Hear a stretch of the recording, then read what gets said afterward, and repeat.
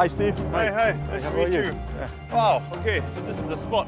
We're going to fly our drone to check if there are any rodent activities around this vacant land. This special drone is attached with a camera that detects heat, one of Singapore's latest efforts to combat our growing rodent issue. Okay, shall we set it off? Then you can show me what it is that we're looking at. Sure. Pilot, we can fly now.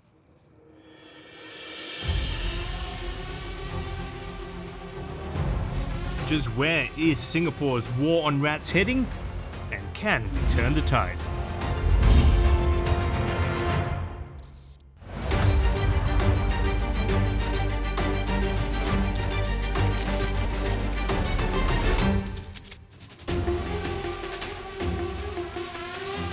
How high will it be? It can be up to about 12-story high. It's just kind of red and blue. What color are we looking for? So if you detect any rodent activities, you can see red color, which signify rodent activities and movement. If there is a burrow, you can see it's like a round ring. So how does this thermal imaging drone help deal with Singapore's rodent issue? We will clear all the rodent burrows, and from there we will monitor. Basically, to detect the rodent activity fast and to prevent it from entering the housing estate area. Basically, this camera allows you to just do it a lot faster. This whole vacant land is about 5 football fields. For just one fly, it will take probably less than an hour. Okay. And you can get the outcome, Oh. whether if there's any rodent activities. Whereas previously, on the traditional ways, 2 men have to walk throughout this whole vacant land, up and down. Probably it takes about 6 to 7 hours. Wow, so this is a lot faster. So can we use these drones, for example, in between the blocks, because there are a lot of patches where there's a lot of rodent activity as well? We don't fly at a housing estate area Okay. because it's quite narrow. The drone can hit the wall of the building anytime. At the same time, we do not want to intrude the privacy of the estate. This is something that you are doing all over Singapore already in different No, plots? currently, this is a pilot program that we are doing for Tampines, Pasir Ris and Punggol area. In the previous episode, I explored the rat infestation in Pasir Ris, specifically Pasir Ris West, where within the span of 4 months, Member of Parliament Indranee Raja received 40 complaints from residents about the growing problem.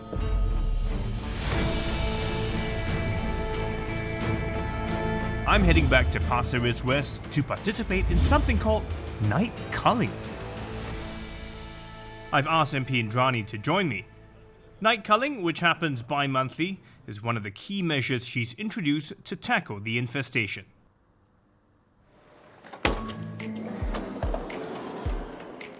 So this is how we start the night culling normally. Okay, we're going to set up some rat traps, is that right? Yes, These that's rat right. cages, okay? So How are we gonna tonight get them? we're going to use peanut butter and bread. Okay. Peanut butter, how come? That's very atas, right? Yeah. Peanuts is one of the main attractants. They have a very strong sense of smell. So what is the purpose of night culling? So basically night culling complements the day treatment that we do. When we find the burrows, we bait them with the rodenticide to exterminate them. The night treatment is to catch those who may not have gotten the day treatment, and they come out at night to look for food anyway. But rat cages are actually so old-fashioned. I mean, how many rats can we catch in one night? This is actually proven to catch many rats. Oh, really? actually. Yeah. So traditional, tried and true, tested. The good methods, old-fashioned way. Yep. Yeah. But each cage can only trap one rat, right? That's right. So now we set up the traps. Let's go and place the cages. Yeah, okay. Okay. Okay, I'll get the door. So we're going to one of the hotspot areas. Normally after placing the cage, we will leave it there for at least about an hour. We will re-inspect the cages and hopefully the rat's caught. If it's not, then we leave it for another hour. So we're gonna put at least 5 cages there. There are a few sightings of rats and some complaints came in also. There's another burrows here.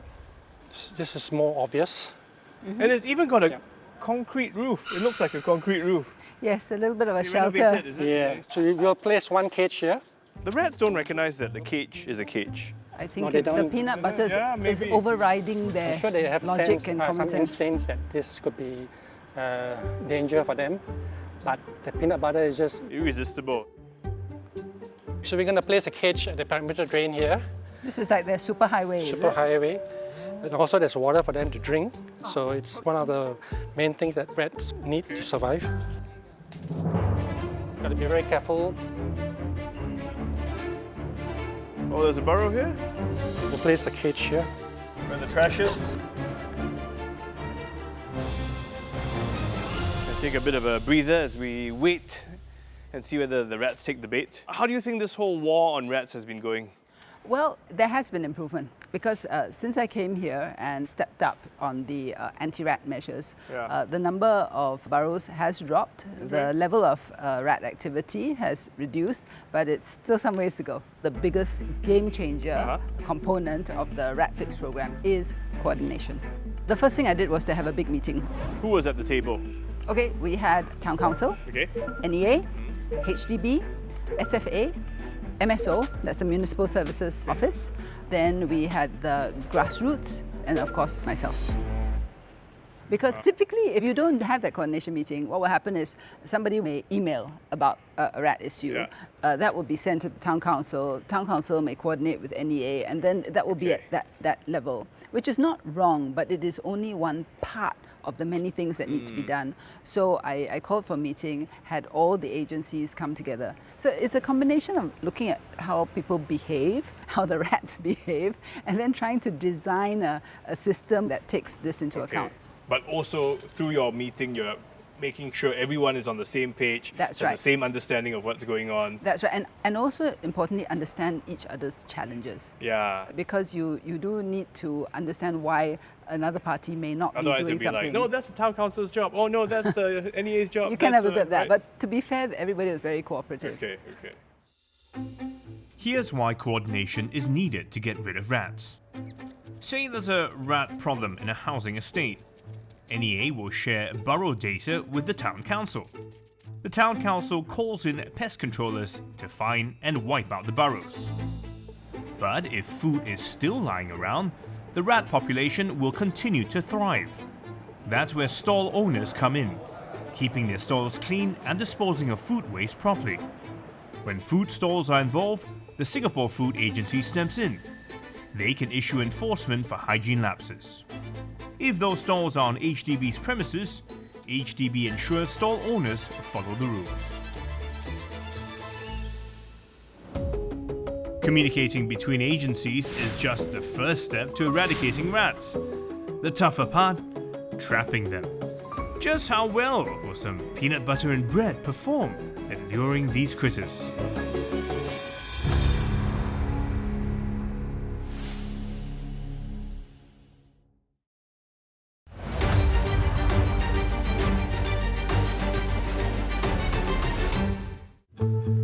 Let's just have a look at the place that we placed the cage. Yeah, we left one there, right? That was right next to the burrow. This was the one where they came out into this greenery. Yeah. Hopefully we caught The something. bungalow. Okay, just have a look. Yep, from here you can tell that we caught a rat because the top of it is up. Oh So, wow, that's so you want to pick it up, Steve? Well, do I want to? Not really, but yeah, he's still alive, right? Yeah. So this species is the Norway rats. You can, Oh, it's kind an of- adult. That's it's a kind big of large, guy. It's an right? adult. So at least he had some peanut butter and bread. Okay. Oh, no. Separate my feelings. What happens to the rats after they've been caught? So basically, we try to end the misery in a humane way by gassing them in a chamber with CO2. So they just knock out and, And knock and out. die. Yep, that's right. How many rats did we catch in total? I think it would be more than 5. Oh, really? Yeah. Wow. This year, the number of detected burrows almost doubled compared to last year and has escalated to an all-time high in 6 years. Last year, NEA trialed this: thermal imaging cameras. They are placed at rodent hotspots identified by NEA to identify what's causing the rodent issue. Thermal imaging cameras are deployed at a hotspot for a week. Once enough data is collected to nip the problem at source, cameras are removed. It's been about a year since the thermal imaging camera trial ended at Buffalo Road Minor. I want to know just what the rodent situation is like there now. I got Godfrey Chim with me for tonight's check. He has been in the pest industry for over 13 years. So let's head down the back lane now and see what we find. I can see already a big pile of trash over there. And everywhere, in fact. Here, right? So many little drain holes, they can crawl in and out. So there's so many, a little pathway for them all along the way. Yep. And everywhere, oh my gosh, look at this. There's a big spot pile of trash rubbish over there. here. There's a whole Yeah. big pile. Wow. So you can see the bin is really overflowing. You can't close the lid at all. So if you look up there, Yeah. there's actually a camera that's this camera? Yep, that's been installed by NEA. This surveillance camera is for capturing litter bugs. They are different from thermal imaging cameras, which are used for monitoring rodent behavior. Doesn't look like people are really too bothered by the camera. Overflowing bins, overflowing bins. I mean, the whole street is a bin center. And in just less than 10 minutes of being there, You can hear this. You can hear it. Yeah. Yeah. Oh. There's one in the box. Oh, there we go. There we go. Just behind there. There's Another one guy there. behind Yeah. there. There's another one over there. There's one right at the bottom. Oh, look, they're all just crawling around. I think from tonight, there's at least about 15 to 20 rats running Yeah. about. They're literally just out here, not afraid of us at all. They're everywhere.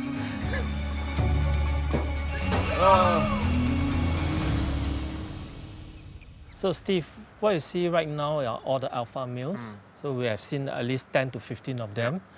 Then as the night gets longer, the females and the young will start coming out to feed as well. So there'll be more, The population will be much more than what you see over here right now. like easily double. Double, triple, even more. Wow, so now we're seeing 15, we could be seeing up to 50 rats. Yeah, it's possible.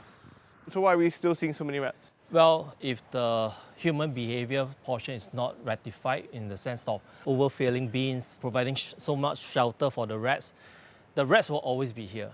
So all these need to be addressed. And I also do not see any rodent treatment being done. Yeah, I mean, if there's any kind of treatment, well, it's not enough. So one of the things that they could start doing, maybe they will start putting some rodent bait boxes or rodent glue boards to help to trap the rodents and reduce the population. So we know there are people living around here. Could the rodent infestation affect the residents?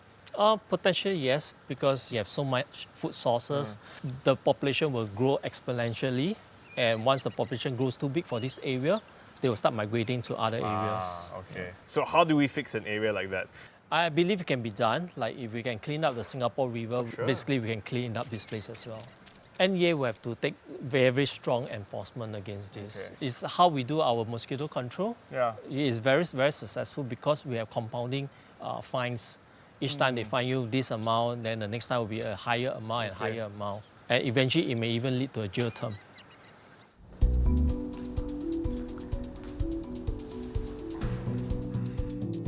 according to the National Environment Agency's website, the trial of the thermal imaging camera saw positive results. Buffalo Road Minor doesn't fall under any town council's purview. So I reached out to the Little India Tika Task Force. They are in charge of keeping the place clean, safe and orderly. Hey, Siva. Hey Steve, Hello, how are hello. you? Nice to meet you. Mr. Siva, chairman of Little India Shop Owners and Heritage Association, is part of this task force. So does that also mean if there are a whole bunch of rats running around, you're the man? who has to fix Definitely, it will come to my attention immediately. it? And looking specifically at the rat problem, how long has the task force been dealing with that? I could say maybe more than 5 years. Okay. Yeah. So it sounds like your task force is not very effective. No, I mean we deal with a lot of things, but I think the rodent issue is not very effective. What's the missing link then? The biggest challenge is food disposal. The grocery stores or the restaurants, they come and just dispose their food. So when it stays overnight, the rats tend to have galore at it. It's like fun time for them. I think if there's more predominant enforcement on the necessary shopkeepers, you will definitely see a change. So you say there's a fine, but you Yeah. don't really find anyone anyway, so... Yeah, I mean even after a fine, maybe for a repeat offender, they could be taken to court, Yeah. and if they do repeat it, maybe the third time they could be jailed, but none of this is happening. It doesn't have to be that difficult by employing someone to be on the ground. On this street, at the front and back, there are also CCTV cameras. Yes, but you see that CCTV camera, Yeah, it's yeah. not pointed here. Oh yeah, I didn't realize that. The cameras. What's it looking at then? So these are the things that NEA need to have a look at. I mean, they have installed CCTV cameras, Yeah. but it is not affecting anything which is happening inside.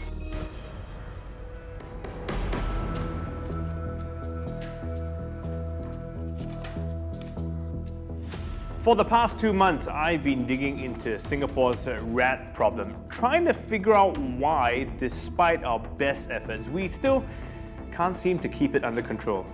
And now, the big question remains. What more can the authorities do to tackle these guys?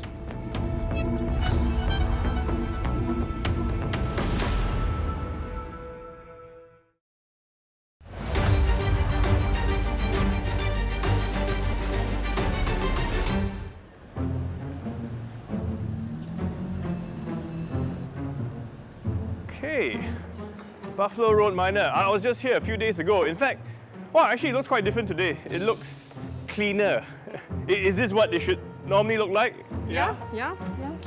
They are leading efforts in controlling the rodent population here. Just here a few days ago, and actually, well, it really didn't look like that. There was trash everywhere, there were rats everywhere. How often do they clean the street? This area is cleaned 2 hourly, 7 a.m. to 1 a.m. every day. Are you sure? Because I was the last time I was here at midnight, Yes. and that's when I saw all the stuff.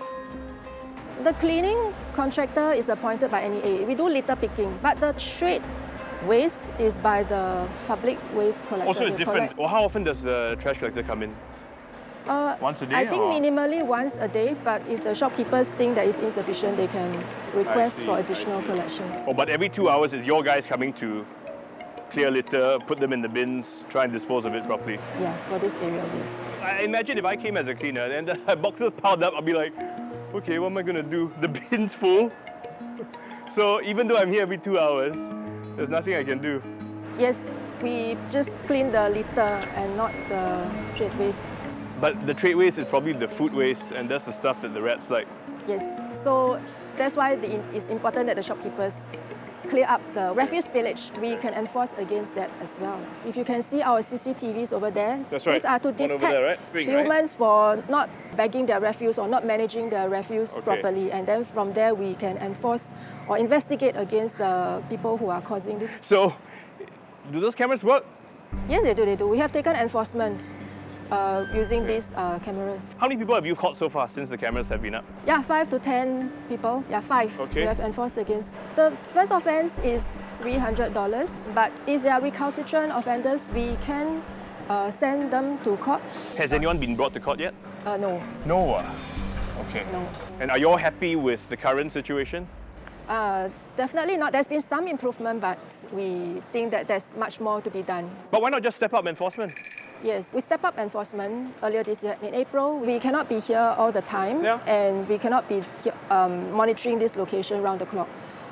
We do regularly review our penalty regime, and actually, earlier this year, we actually tightened our penalty Oh, is it? regime. But again, this is the higher fine.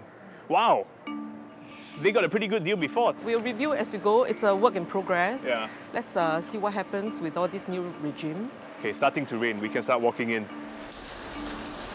And have you guys engaged like a pest control company to come to Buffalo Road, help deal with the rat issue? Rat control is not just about killing the rats. We need to address the food sources. So that's why we need to first engage the people in the area, the shopkeepers, to manage the refuse Right, properly, to bring down the food sources. And then if need be, if the infestation is still there, we will carry out rat control if need be. Okay, so only if need be. Shouldn't the rodent control measures be ongoing? So if you manage to catch some, but the refuse management is not done properly and there's still a lot of food sources around, the remaining population of the rats will really multiply very fast. In fact, trapping is not a very fantastic solution for rodent control, right? Because they're usually very trap shy. They don't enter traps. So the best vector control is in fact refuse management and rat proofing all the food storage inside as well. So it's not just the refuse management outside, but what you have inside. Because it does sound like a bit of a chicken and egg situation, right? You're saying we just want to cut off the food source. People are saying the food will always be there. We should also reduce the numbers. So I'm saying why not do both at the same time, all the time? I think it's seriously not possible because, as mentioned, it's not so easy to trap the rats. They are very smart. They are not easy to catch. Have you tried peanut butter? We understand they really like that. That's what I've learned. So I understand also that Singapore has certain hotspots for rats. But if I wanted to find out as a resident or citizen, I can't. So why not reveal it? Because then that way people become more aware that their area, you know, like dengue, we all did our part to make sure there are no mosquitoes. Do the same for rats. So currently our approach is to share the data with the relevant premises managers who can have direct control over the rat situation over there. But at the moment we are not publishing hotspots because we are also thinking of what kind of information would be useful and actionable for the members of the public. And we see what kind of information can empower people to take action. We're reviewing that and working on our communications as well.